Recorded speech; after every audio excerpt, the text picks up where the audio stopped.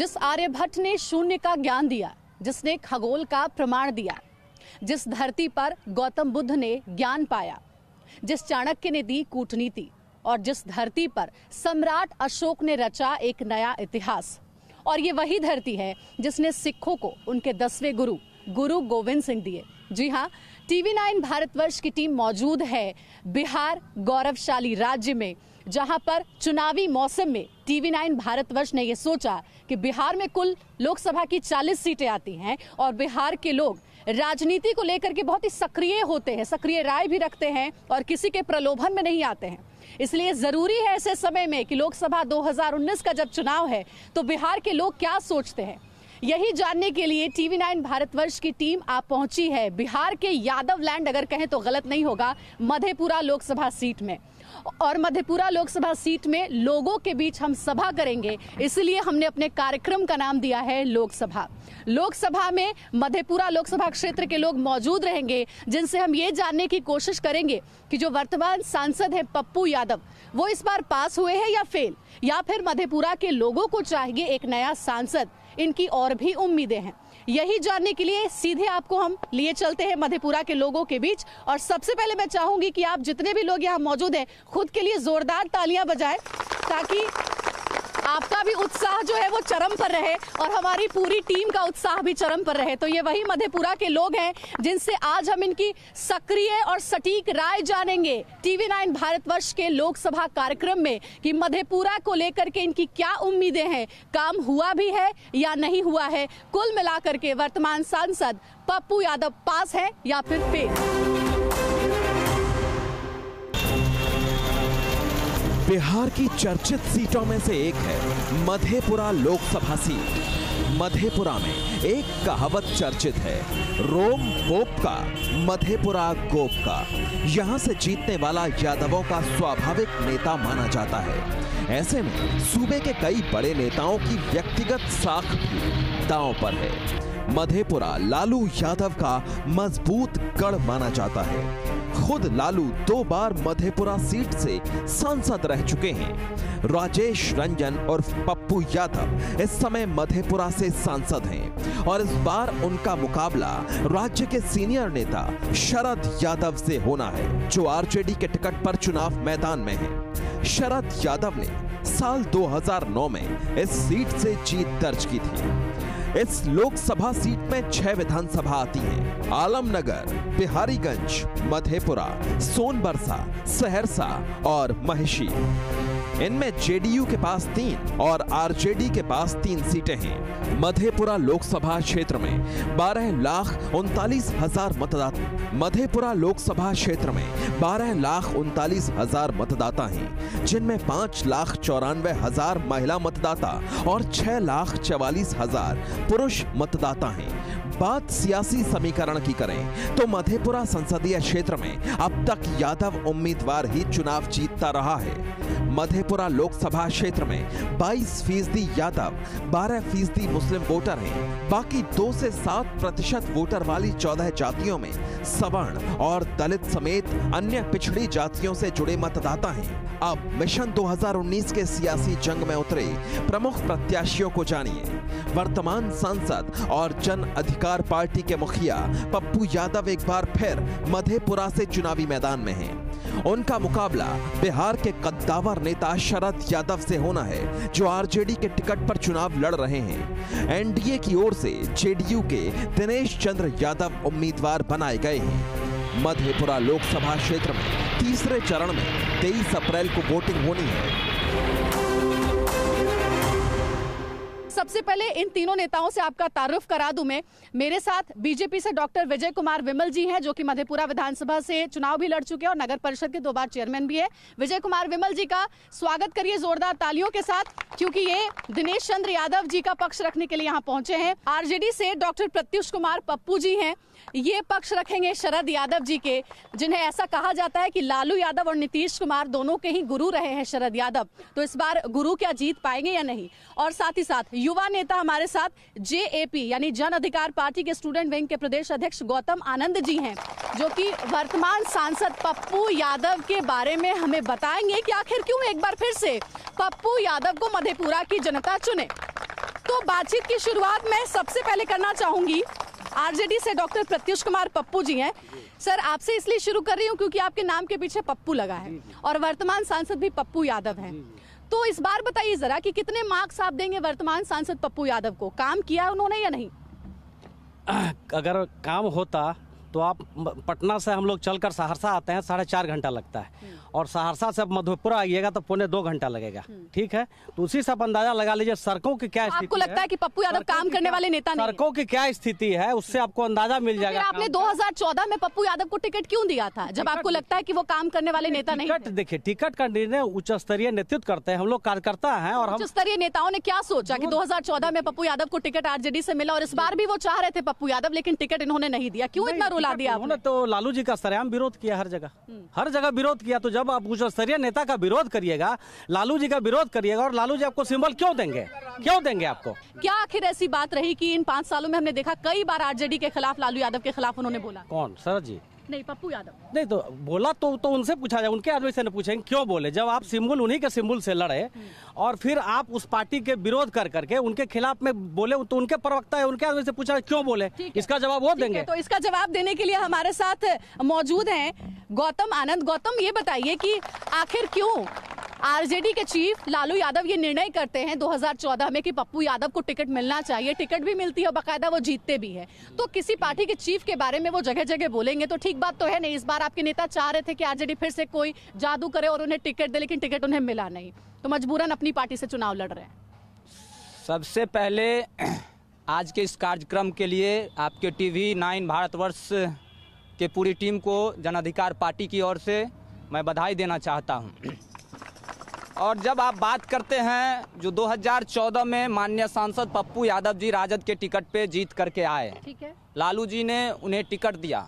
लालू जी ने टिकट देने से पहले पप्पू यादव जी निर्दलीय चुनाव लड़ने की घोषणा कर चुके थे। फिर लगा जो लालू जी को हमेशा पप्पू यादव जी, लालू यादव को पप्पू यादव की जरूरत थी, पप्पू यादव को आरजेडी की जरूरत नहीं थी। जरूरत हमेशा कोसी सीमांचल में ही नहीं पूरे बिहार की राजनीति में जब से लालू यादव जी विपक्ष की। तो आप ये कह रहे हैं कि आरजेडी और लालू यादव से बड़ी पहचान पप्पू यादव रखते हैं? आप ये कह रहे हैं? बड़ी पहचान ऐसा तो नहीं है, अलग है। लालू जी का पहचान अलग है और पप्पू यादव जी का पहचान अलग है। दोनों अगर कह सकते हैं, आप गौतम ये बात आप मानते हैं ना कि मधेपुरा सीट जो है वो आरजेडी का गढ़ रही है, यहाँ से सांसद भी रह चुके लालू यादव? हाँ, सांसद रहे हैं उस समय। पप्पू यादव जी उनके साथ थे। शरद यादव से खतरा है या नहीं आरजेडी के उम्मीदवार? कहीं से कोई खतरा नहीं है। वही शरद यादव जी जिन्होंने लालू यादव के और राजद को पूरे खत्म करने का प्रयास किया। लालू यादव जी को जेल शरद यादव बड़े नेता यादव जी के लिए फांसी तक की सजा की मांग की थी शरद यादव जी। कहीं से भी शरद यादव जी मधेपुरा के लिए और राजद के लिए। ठीक है, हमारे साथ बीजेपी से विजय कुमार विमल जी भी हैं। विजय जी, इस बार देखने को मिल रहा, हालांकि आपके जेडीयू से भी उम्मीदवार है दिनेश चंद्र यादव जी, लेकिन चर्चा ज्यादा पप्पू यादव बनाम शरद यादव की हो रही है। आपके कैंडिडेट की उतनी चर्चा नहीं हो रही है, ऐसा क्यों? नहीं, हमारे जो देश के प्रधानमंत्री है माननीय नरेंद्र मोदी जी, उनकी चर्चा तो पूरे विश्व में हो रही है। हम यहाँ के कैंडिडेट की बात करें, आप लोगों के साथ यही दिक्कत है बीजेपी के साथ कि जब भी बात करो तो वो सीधे प्रधानमंत्री का चेहरा आगे रखती है। आप दिनेश चंद्र यादव की बात करिए जो मधेपुरा सीट से उम्मीदवार हैं जेडीयू की तरफ से, एनडीए की तरफ से। दिनेश चंद्र यादव भी कोसी के विकास पुत्र कहे जाते हैं। क्या क्या विकास का काम किया उन्होंने? उसी क्षेत्र में पहली बार जो बड़ी लाइन लाया गया वो दिनेश चंद्र यादव लाए। विकास का क्या क्या काम किया? बड़ी लाइन लाए, एनएच लाए, सारा चीज लाया हुआ उनका है और अभी भी उन्हीं का। लेकिन विजय जी, एक आरोप ये भी लगता है कि इससे पहले दिनेश चंद्र यादव चुनाव से पहले कभी नहीं देखे जाते थे इस क्षेत्र में। जब से चुनाव में उनको उम्मीदवार बनाया गया तब से ही वो यहाँ कैंपेनिंग में जुटे हुए हैं। नहीं, दिनेश चंद्र यादव वर्षों से यहाँ एमपी रहे हैं, एमएलए रहे, मंत्री। जनता का आरोप है कि वो आते नहीं है यहाँ। जनता का आरोप कहाँ आरोप है? जनता तो एकदम उनको माला पहना करके जीत का माला पहले से पहना रहे हैं और वो जीत रहे हैं चुनाव, 2 लाख मत से जीत रहे हैं। एक बात बताइए, इस बार आरजेडी से शरद यादव जी को टिकट मिला है, जेडीयू के साथ बहुत पुराना उनका ताल्लुक रहा है और बीजेपी के भी कई वरिष्ठ नेताओं के साथ उनका ताल्लुक रहा है। इस बार शरद यादव से जेडीयू के कैंडिडेट को कितना खतरा है, क्योंकि गुरु रहे हैं वो जेडीयू के, और जेडीयू से इस बार टिकट आपने दिया है लोकसभा क्षेत्र मधेपुरा के लिए दिनेश चंद्र यादव को? ऐसी बात नहीं है कि कोई गुरु रहे हैं। शरद यादव जी का अपना कोई ठिकाना नहीं है। शरद जब पार्टी में थे तब तो आप लोग उनकी बड़ी तारीफ करते थे और कहते थे गुरु हैं हमारे, उनसे हम सीखते हैं। पार्टी में लीडर रहते हैं तो उनको माना जाता है, सीनियर लीडर है, कल्चर है। बीजेपी बात बताइए, क्या पार्टी के साथ अगर जुड़े रहेंगे शरद यादव तभी आप उनकी इज्जत करेंगे, उनकी सीनियोरिटी पे इज्जत नहीं करेंगे उनकी? नहीं, क्यों नहीं, हर जगह इज्जत करेंगे। इज्जत अलग बात है, लेकिन वोट देना और जनप्रतिनिधि चुनना दोनों में अंतर है। शरद जी को तो इस क्षेत्र से कोई मतलब नहीं है, वो चुनाव जीत के जाते हैं, चले जाते हैं। शरद जी को इस क्षेत्र से कोई मतलब नहीं है। जनता शायद मेरी बातों से सहमत होगी कि शरद यादव को हेलीकॉप्टर नेता कहा जाता है, कि वो कहीं भी सभा करने जाते हैं तो बाय रोड वो नहीं जाएंगे, वो सीधे हेलीकॉप्टर से ही लैंड करेंगे। देखिए, शरद जी जमीन के नेता हैं। शरद जी के बारे में जानिए। शरद जी उनकी यात्राएं हेलीकॉप्टर से होती है। शरद जी मध्य प्रदेश के जबलपुर से चुनाव जीते हैं। तो फिर तो आपको बाहरी उम्मीदवार को टिकट देना नहीं चाहिए। शरद जी को यूपी के बदायूं सूची। शरद जी देश के नेता आपने ये बात बोल दी, देश के नेता आपने ये बात बोल दी। अगर मध्य प्रदेश से वो ताल्लुक रखते हैं तो बाहरी उम्मीदवार को टिकट क्यों दिया आपने? महागठबंधन के धुरी हैं शरद जी, जो है बिहार में जो महागठबंधन बना उसके धुरी हैं शरद जी, और ये देश के नेता है। मधेपुरा को उन्होंने 4 बार यहाँ से इन्होंने सांसद यहाँ बने हैं, और जितना आप जाल देख रहे हैं यहाँ पूरा रोड का जो बना है जाल, सब शरद जी का है। इंजन कारखाना और लालू जी का लाया हुआ है। सड़क की बात की है आपने, सड़क की बात की है। जब हमारी एक मिनट जब हमारी टीम आ रही थी तो सिमराही बाजार से लेकर के मधेपुरा टाउन तक अगर हम आते हैं, और आप क्रेडिट क्योंकि शरद यादव को ही दे रहे हैं, इसलिए आपसे ये सवाल पूछती हूँ कि शरद यादव जब यहाँ से सांसद रहते तो क्या सड़कों की हालत इसी तरीके की खस्ताहाल थी? मैं वहां भी जाऊंगी पूछने। पता कीजिए, सड़कों की हालत अच्छी थी पहले, अभी सड़क की हालत इस 5 सालों में बिगड़ी है। इसका आप कैसी सड़क आपने बना दी कि 5 साल में सड़क से खेत पे आ गए हम? 5 साल में नहीं, सड़क बाढ़ का इलाका है ना, बाढ़ के इलाके में सड़क टूटती रहती है, तो इसको बराबर उस पर ध्यान देना पड़ता है। शरद जी का ही पूरा नेटवर्क जाल बिछाया हुआ सरकार। डबल इंजन की सरकार है बरसों से, और सिर्फ आप पप्पू यादव जी को रोड के मामले में दोषी। मैं मधेपुरा की बात कर रही हूँ, मैं सिर्फ मधेपुरा की बात। मधेपुरा की मैं बात करता हूँ। मधेपुरा की जिम्मेदारी आप लेंगे ना? रोड बनाने की जिम्मेवारी हमारी थी, हमारी पार्टी ने उसके लिए आंदोलन किया, हमारे जिला अध्यक्ष जल गए, हमारे सैकड़ों साथियों पे FIR किया गया आंदोलन के दौरान। हमारी जो जिम्मेवारी थी हमारी पार्टी की। ये बात मुझे समझ में नहीं आ रही है कि अगर सड़क बनाने के लिए आप पप्पू यादव को जिम्मेदार नहीं ठहराएंगे और आप सीधे केंद्र की सरकार को जिम्मेदार ठहराएंगे तो कहीं ना कहीं गलत है। मधेपुरा लोकसभा क्षेत्र ऐसा लोकसभा क्षेत्र है जिसमें आधे साल ये जो पूरा क्षेत्र है वो बाढ़ से परेशान रहता है, तो आधे साल वो सुखाड़ से परेशान रहता है। आप इससे कैसे निपटेंगे? आपकी क्या योजना है, क्या नीति है, क्या कह के आप जनता के बीच में अपने लिए वोट मांगेंगे आपके कैंडिडेट जेडीयू से? देखिए, हम लोग जिस पार्टी से आते हैं, भारतीय जनता पार्टी, भारतवर्ष जो है गरीब और किसानों का क्षेत्र है। आपको ऐसा नहीं लग रहा है कि आप बीजेपी की बात ज्यादा कर रहे हैं और दिनेश चंद्र यादव की बात कम कर रहे हैं? नहीं, बीजेपी आखिर अल्टीमेटली भारतीय जनता पार्टी का पूरे देश में 2 ध्रुव बटा हुआ है। एक हमारे लीड कर रहे हैं हमारे नरेंद्र मोदी जी, और दूसरा तरफ भ्रष्टाचारियों का लीड कर रहे हैं आदरणीय राहुल गांधी जी। राहुल गांधी जी का ही विंग यहाँ खड़ा है, आदरणीय शरद यादव। राहुल गांधी की बात मत करिए आप, उनका घोषणा पत्र आपने सुना जिसको जन आवाज पत्र नाम उन्होंने दिया है, और हम दिलाएंगे यान और हम ही करेंगे। उन्होंने कहा है 70,000 सालाना किसानों को देंगे वो, 20% गरीबों को, और साथ ही साथ 1 साल में 22 लाख रोजगार लाएंगे। आपके तो घोषणा पत्र में ऐसी कोई नीति नहीं थी जिसमें कोई सटीक जानकारी मिले। सालाना 6,000 देकर के आपने किसानों को लॉलीपॉप थमा दिया, ये आरोप लगते हैं आप पे। घोषणा पत्र में वो लोग रखते हैं घोषणा जिनको ठगना होता है ना, और यहाँ तो भारतीय जनता पार्टी नरेंद्र मोदी जी। आप ये मानते हैं ना सर आप ये मानते हैं ना, पेंशन शुरू कर दी। सर आप ये मानते हैं ना, प्रधान देश है सर आप ये मानते हैं ना कि घोषणा पत्र देखकर ही जनता नीति समझती है और उसके निर्धारित करते हुए वोट देती है?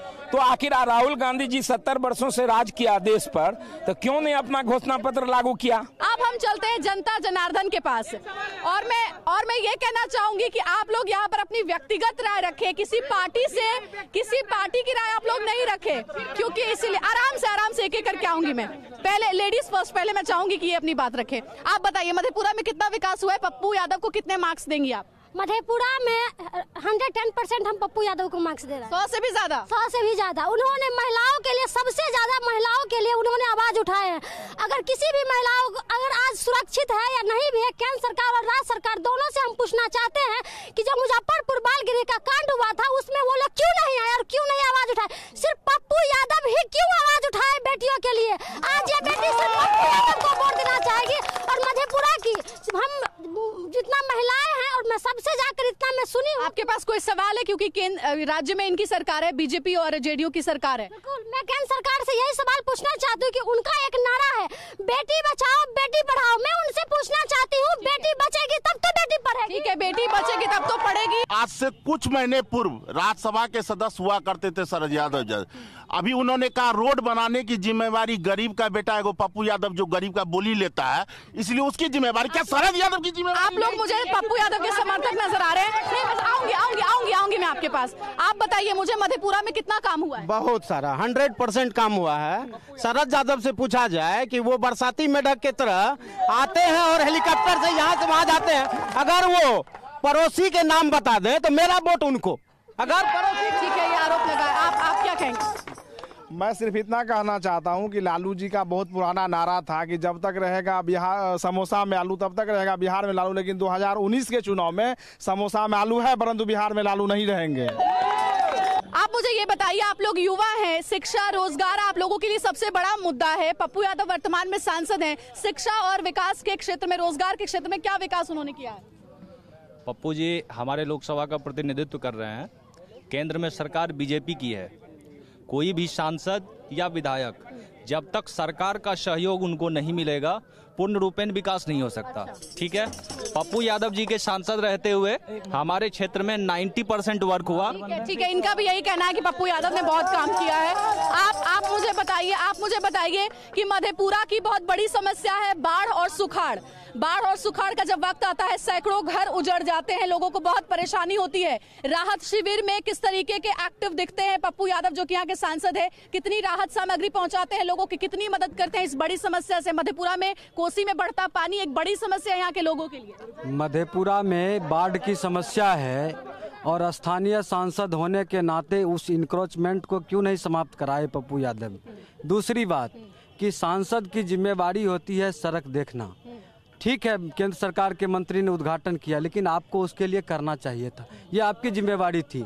दूसरी बात, rail engine factory assembling factory बन के रह गया, उसके लिए आपने क्यों नहीं संघर्ष किया? तीसरी बात कि मेडिकल कॉलेज आज तक क्यों नहीं चालू हुआ? किसी भी समाज में जो जिम्मेवारी होती है कलेक्टिव होती है। आप किसी एक आदमी के सर पर कोई ठिकरा देकर नहीं फोड़ सकते हैं, चाहे पप्पू यादव हो या शरद यादव हो या दिनेश चंद्र यादव हो। पप्पू यादव यहाँ के वर्तमान सांसद हैं। उनकी एक खास खूबी है कि लोगों के लिए इजी अवेलेबल रहते हैं। लोकतंत्र में सांसद का इजी अवेलेबल रहना भी बहुत बड़ी बात होती है। अब आती है विकास। पप्पू यादव पर बाहुबली होने के भी आरोप लगते रहे हैं, अब वो इमेज आप कहाँ देखते हैं? बाहुबली होने का तो अमित शाह पर भी आरोप है, वो अलग बात है, लेकिन बाहुबली पर मैं नहीं आऊँगा। बात विकास की है। जो NH है, सहरसा से पूर्णिया आएंगे, मधेपुरा जाएंगे, NH की जिम्मेवारी केंद्र सरकार की होती है।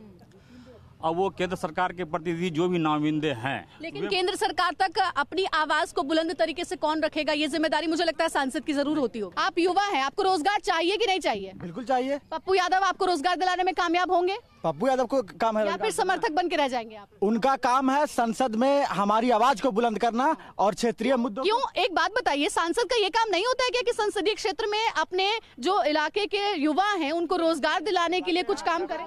इनके लिए आवाज उठाएंगे ना, वो संसद में इसके लिए आवाज उठाएंगे। और सबसे ज्यादा डिबेट में अगर जो कोई शामिल होने वाला सांसद है तो वो पप्पू यादव है पूरे देश में। नवजोत सिंह सिद्धू ने यह कहा है कि देश के मुसलमान अगर इकट्ठे हो जाए तो प्रधानमंत्री नरेंद्र मोदी को हराने में बड़ी कामयाबी मिलेगी। इस बयान से आपकी कितनी सहमति है? इस तरीके के क्या बयान देने चाहिए? ठीक है, नहीं, लेकिन किसी भी हमारा जो देश है वो सेक्युलर देश है, यहाँ पर सभी जाति धर्म के लोग रहते हैं। हमें ये कोशिश करनी चाहिए कि सब आपस में मिलजुल कर रहें। इस तरीके की बयानबाजी कितनी गलत है? ये सरोसार गलत है। नवजोत सिंह सिद्धू जो बोले हैं, बयान दिए हैं, वह जो है उसे कोई फर्क पड़ने, वो गलत बयान दिया है।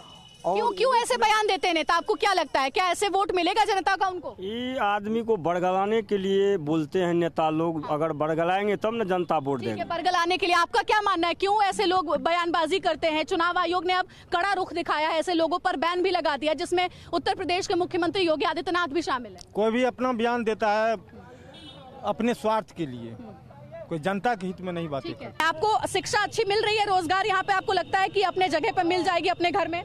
रोजगार नहीं मिलेगी, पप्पू यादव प्रोत्साहन अच्छा कर रहा है, उसके लिए प्रयास कर रहा है। तो सिर्फ प्रोत्साहन से घर नहीं चलेगा ना किसी का, आपको तो कमाना पड़ेगा। उसके लिए बार बार प्रयास कर रहा है, मुख्यमंत्री से, प्रधानमंत्री से धरना स्ट्राइक कर रहा है। ठीक है, चलिए धरना करने से क्या नौकरी मिल जाएगी मधेपुरा के युवाओं को? नहीं, नौकरी तो नहीं मिलेगी, लेकिन सामाजिक सांसद ये हैं, ईमानी है। हमारे नेता का काम है आम लोगों के लिए जीना। दिल्ली का सेवा आश्रम आपको पता होगा, जो दिल्ली में लगभग 750 राज्यसभा और लोकसभा के सांसद है, किसी के यहाँ आम लोगों की एंट्री नहीं है, जबकि हजारों मरीज पूरे बिहार और देश के वहाँ रह करके खाते हैं और उनकी इलाज की जाती है। जनप्रतिनिधियों की जो जिम्मेवारी होती है। एक सवाल वहाँ से आया था शिक्षा और रोजगार के लिए पप्पू यादव अगर एक बार फिर से जनता उन्हें मौका देती है तो क्या करेंगे? ऑब्वियसली करेंगे।